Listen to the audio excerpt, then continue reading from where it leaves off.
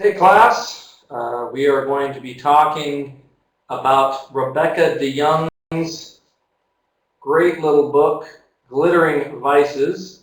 We're transitioning to that text. I just love it. I read it not too long ago and it quickly became one of my recent favorites. I hope you enjoyed as well. I think it's very readable, great examples. She uses films, which I love movies, literature. She makes the vices really tangible, and then also at the end of each chapter, providing maybe habits or ways of breaking the vices. As a plug, might make a great sermon series, right? The 7 vices. You might even follow those up with the 3 cardinal virtues of faith, hope, and love, something like that. Might be kind of fun. Would make a great Bible study book, just something to think about. Glittering Vices, great title. We often talk about sin, we talk about holiness, but we don't in the church often talk about virtue and vice. And so hopefully this course will help shape some of these discussions in new and interesting ways for you. I want to talk about some vice stuff generally. 7 capital vices. And she says this is a better way of understanding it than typically we talk about the 7 deadly sins. And hopefully that will become clear as we move through this, why vice might be better than sin, capital might be better than deadly. Capital comes from capitis, which means head. We talk about capital punishment. It used to be beheadings, right? And so this idea of capital having an etymology stemming from the notion of head. We can think of them as fountainhead vices, 7 capital vices, fountainhead vices, meaning that they sort of stem or lead to other kinds of sins, other kinds of vices. They represent a core that have offshoots, sort of leading to other negative behaviors. The 7, she gives you the history. I'm not going to go through that, but she sort of lands on Aquinas' 7. Other people had 8. They've sort of been reshaped through Christian history. But the 7 she emphasizes are envy, vainglory, sloth, avarice, anger or wrath, gluttony, and lust. The root of these 7, Aquinas argues, DeYoung argues, many figures throughout Christian sort of history have argued, the root of these is pride. Now, that's something to think about. Not everyone would agree. One of my colleagues, Diane LeClaire, suggests that pride is one root of sin, but maybe not the only, right? Having too high a sense of self, focusing on what I do, my strength, my accomplishments, certainly leads to sin. Focus on the self. But she would argue that not having a sense of self, having too low a sense of self, hating oneself, also leads to sin.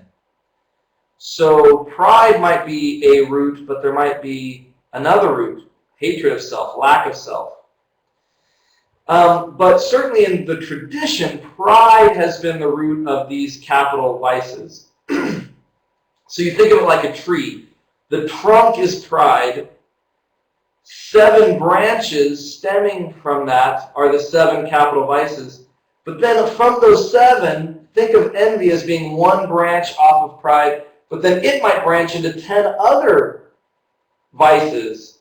And that's why envy is a capital vice. It represents a huge split from the trunk, and then it might have 10 other branches from it. Same thing with vainglory. It's a main branch from the root of pride, the trunk of pride, but then it would have 10 other branches, so it leads to 10 other kinds of smaller vices, and each of the 7 is like that, and that's why we call them sort of capital vices.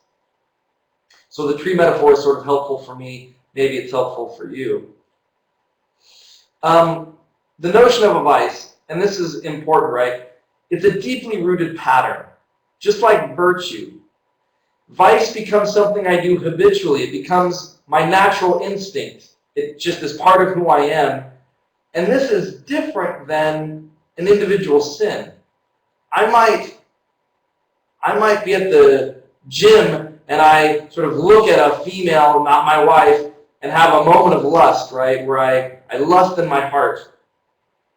That sin, that individual moment of weakness, is not the same as the vice of sin, where maybe I'm looking at pornography regularly. I'm surfing the internet for swimsuit issues of Sports Illustrated. I'm intentionally seeking out movies where I know they have sexual content. The deeply ingrained pattern of my heart, my thought, my decisions is not the same as an isolated sin. And it's the same thing, again, with virtue. Doing something kind for someone does not mean that kindness is a deeply seated pattern in my life, a hard-won second nature where I'm kind by instinct or by nature. It just is that isolated act of kindness. So vice is a much more deeply ingrained thing than just sin. Vices are often deceptive, right? Vices are dangerous because they promise us happiness. They promise us certain goods that we want, but in the end, as we pursue them, they leave us to sorrow, pain, loneliness, despair. They even deliver. I think the vices actually deliver a little bit. They give us that twinge of happiness. They fulfill our desires at one level. The problem is, as they become more a part of our life, that little bit of happiness that they deliver is followed by much more loneliness and heartache and despair. And you can almost think of like addiction. The drug itself provides you with a high. It delivers, right? The problem is, as using drugs becomes more and more habitual, that little bit of high is followed by a lot of pain and sorrow. And the vices are very similar in that regard, very deceptive. Aquinas, who I think is probably the most impactful of the theologians on DeYoung and her book, argued that to commit a deadly sin is to lose the grace of the Holy Spirit by rejecting God as one's highest good and refusing to put love of God and neighbor first in one's actions. The decision shows that one prefers committing the sin, obtaining whatever good that sin promises, to having right relationship with God. So in essence, we talked about the telos with regard to virtue, and putting God and obedience to God and God's kingdom as that ultimate telos. Sin is essentially saying, no, that's not what I'm aiming at. I'm aiming at something that I want, me, my desire. And this is why pride, self-centeredness is the root of these. I put myself as the ultimate telos, my desire and pleasure, not God, not love of neighbor. Once we get the telos in the wrong place, our behavior quickly follows, right? So essentially, I've decided that committing this sin, performing this act, obtaining whatever good it promises is more important, right? Now, of course, he's talking about sin here, a deadly sin. When this becomes habitual, it turns into a vice. Again, I love the title, Glittering Vices. The goal, and this is something I've said already, it's the misguided pursuit of happiness. I think that I'm going to get what I want through these vices. It's going to make me happy, but it doesn't. It promises goods. It delivers in part, but mostly what it delivers, again, are negative consequences. But in some sense, this requires faith. Do we believe that God promises an abundant life? Do we believe that following Christ is the best way to live? Is the path to true human flourishing? Because then it helps us avoid the vices, money, power, wealth. They're calling to us, this is what will make you happy, a bigger house, a nicer car, a better job, a prettier wife. This is what will make you really happy.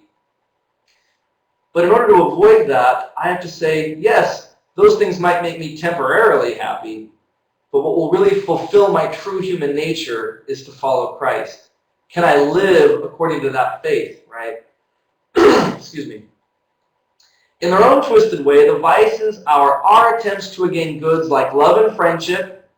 We use envy and sloth to attain those. Provision and security, avarice, which is greed. Recognition and approval, vainglory, as we write, the sense of self-seeking. Comfort and pleasure through gluttony and lust. Status and worth all by ourselves, right? We want these goods. Love and friendship, we want them. We want provision and security. We want recognition and approval. We want comfort and pleasure. And the vices say, go out and get them yourself. Rely on your own strength and power. It's about you. It's all about you and your wants. Do it. But are these things bad in themselves? Are love and friendship bad? Are provision and security bad? Are recognition and approval bad? Are comfort and pleasure bad? Not necessarily. But do I find friendship and love in God through my pursuit of God and God's kingdom? Do I trust God for my provision and security? Have I cultivated the virtues of faith and hope so that I'm not trying to procure it myself and in the right amounts? Do I see myself and care more about what God thinks of me than others? Am I seeking recognition and approval from the world or from the kingdom? Right? Comfort and pleasure, am I pursuing those to the exclusion of others and others' needs? Or am I finding my sense of comfort and strength in God? You get the idea, right? So vice is about ripping us away from that and saying, rely on yourself. You need to go do this on your own. Vices often distort deep human desires. I have a deep human desire for love and friendship, but somehow that can be distorted through my own efforts. Chapter 2 starts by dealing with the vice of envy. So the first one in the book is envy. And she highlights a great movie. If you have not seen it, go out and watch it. It will absolutely illuminate this vice, because the movie is great. It won Picture of the Year. So Amadeus, again, I really encourage you to see it. And she does a great job of articulating the highlights of this movie, but she doesn't do the film justice. She can't. So again, watch it. Beautiful music all the way through. Excellent. Envy is not so much interested in external possessions. That's often when we covet. I covet someone's land. I covet someone's money. Greed often covets possessions. But envy is usually interested with internal qualities that bestow attention, honor, standing, status, or worth on someone else. So in the film, Mozart is this wonderful musician, obviously, and Salieri is a good musician in his own right, but nothing like Mozart, who has this just natural, he considers divine talent. And he wants the talent because he wants the acclaim and the recognition. He wants to be great. And so it's not the money that Mozart gets and all that. It's more the talent, the fame, the internal things that are going on that he desires. And this is the difference between envy and jealousy. I love the distinction she makes so clear. I'm jealous when I have something and I don't want to lose it.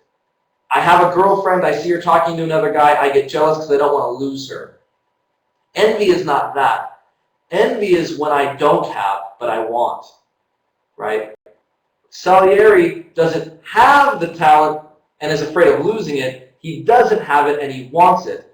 And so it's the difference between having something and being afraid to lose it, that's jealousy, and not having it and wanting it, that's envy. Symptoms of envy, right? Do I struggle with this? As you're reading through this book, this is what I did. I thought to myself, oh man, I got this vice. Yeah, I got that one. And then others I thought, nah, not so much. That's not me, you know. But I want you to try to locate yourself, because then she also gives some helpful ways that we might overturn some of these vices. So let me read some of the vices, or some of the symptoms, to see if, maybe this is something you've got, right? On the bottom of page 45, according to one confessional manual, envy can show itself in the following ways: feeling offended at the talent, successes, or good fortune of others, selfish or unnecessary rivalry and competition. I wonder if this is going on with some people within your staff, within your congregation, within your friend group or family. Pleasure at others' difficulties or distress, wishing ill on them, wishing difficulties on them. Ill will, reading false motives into others' behavior, right? Assuming that their motive is bad before you know that it is. Belittling others, false accusations, backbiting, gossip, saying something bad behind someone's back, even if that's true. Slander, saying something bad in open about someone else. It might be true, but right, saying it so other people can hear it, maybe in the form of a prayer request. Initiation, collection, or retelling of gossip, arousing, fostering, or organizing antagonism against others, scorn of another's abilities or failures, teasing or bullying, ridicule of persons, institutions, or ideals, right? So we see the symptoms. It often starts as thoughts or feelings that I have towards someone else. It's internal, the envy, and then it often ends with me saying things about them or doing things towards them. It often starts private and moves public. Envy is often behind the scenes or passive-aggressive comments and whatnot, because envy stems from a place of powerlessness and impotence. So envy is not often confrontational or in your face. It's subtle. It's backbiting comments. It's gossip when you're not around. It's tearing someone down behind the scenes, because envy often comes from a place where I feel powerless or impotent, so I'm not going to confront them. Instead, it comes out, it seeps out in indirect ways often. One of the key things about the vices is that they are opposed to love. Real, genuine love drives them out. So the vice of envy and the other capital vices distort love of self, love of neighbor, and love of God. True love of God, self, and other helps overcome envy. So when I see myself in a certain way, it often can lead to envy. So Salieri, he prays to God for the gift of music the way Mozart has it. He's faithful, he's chaste, he's virtuous, and yet still, he doesn't have the talent. The talent really goes to Mozart, who's a womanizer.